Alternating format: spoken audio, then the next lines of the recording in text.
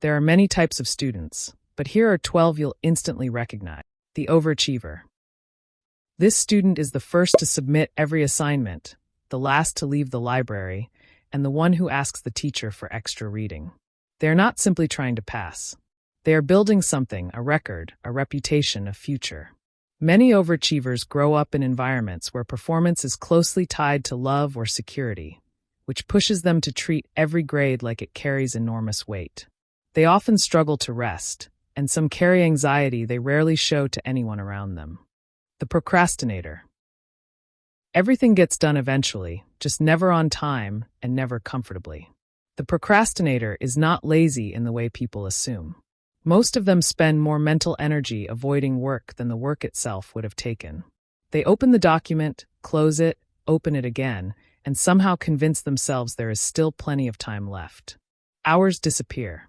Then panic arrives, and suddenly focus comes easily because it has no other choice. Many procrastinators are actually capable students who never quite figure out how to begin. The burnout. They were not always like this.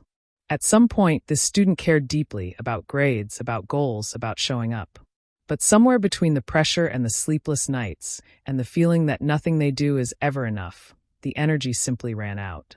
Burnout looks like indifference from the outside, but it is closer to exhaustion. These students are often the ones who pushed hardest before anyone noticed they were struggling. The social butterfly. Class is secondary. The hallway, the cafeteria, the group chat, that is where this student truly operates. They know everyone's name, remember everyone's business, and can strike up a conversation with a stranger in under 30 seconds. Their grades are inconsistent because their attention is always divided between the lesson and whoever just walked through the door. Despite what teachers might think, many social butterflies develop real skills in communication and networking that serve them well long after school ends. The quiet one. They sit near the back or close to the window, rarely raise their hand, and almost never draw attention to themselves. This does not mean they are not paying attention. Often, the quiet student absorbs more than anyone in the room. They observe, process, and form opinions they simply do not feel the need to announce out loud. Some are introverted by nature. Others have learned through experience that speaking up has not always worked in their favor. Either way, underestimating them is a common mistake. The class clown.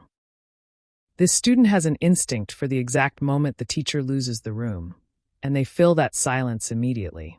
A comment, a face, a perfectly timed joke. Something always lands.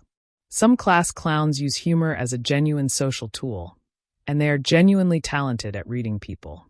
Others use it as a shield, keeping things light so nobody looks too closely at what is actually going on underneath. Either way, they are almost always smarter than their report card suggests. The international student. They have crossed borders, learned new languages, and adapted to systems that were not built with them in mind. The international student carries a version of life that most of their classmates have never had to consider. They are managing academics alongside culture shock, homesickness, and often the pressure of justifying the enormous sacrifice their family made to get them there.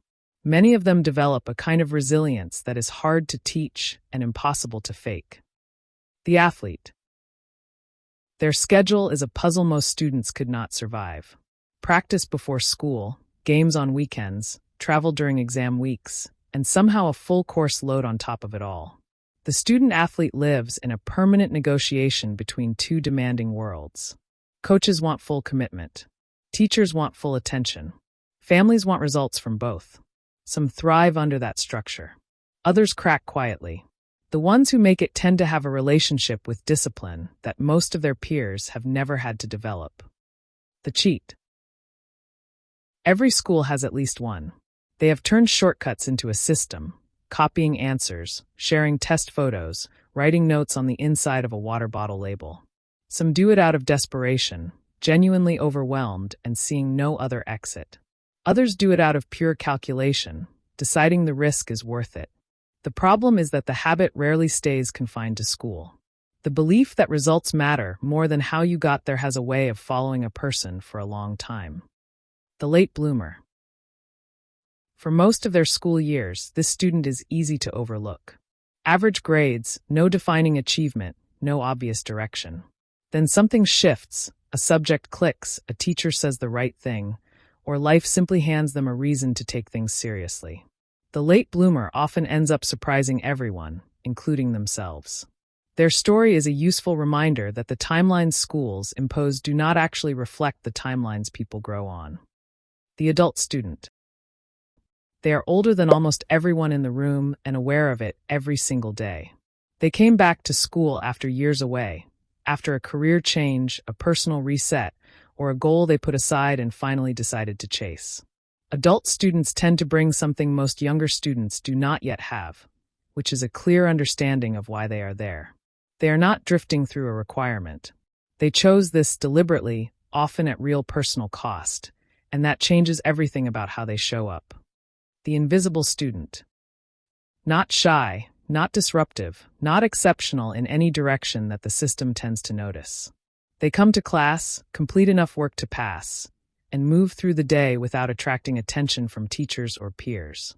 Schools are not well designed to find these students, because they do not signal distress in obvious ways.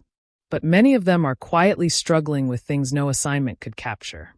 Things happening at home, inside their own heads, or in the parts of their lives that school never asks about.